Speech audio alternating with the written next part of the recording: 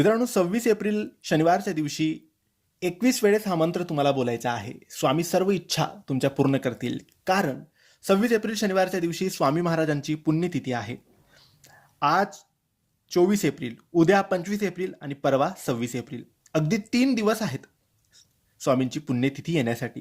तर या 3 दिवसामध्ये तुम्हाला जेवढा जप करता येईल तेवढा जप तुम्ही या मंत्राचा करायचा आहे. देवघरासमोर बसून 11, 21 किंवा 108 वेळेस या मंत्राचा जप तुम्ही करू शकता. तुमच्या सर्व इच्छा, सर्व मनोकामना स्वामी महाराज पूर्ण करतील. हा मंत्र काही असा आहे: ओम अवधूताय विद्महे समर्थाय धीमहि तन्नो स्वामी प्रचोदयात.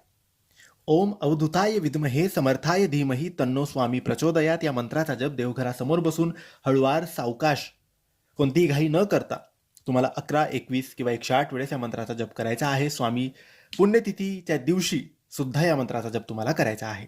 श्री स्वामी समर्थ.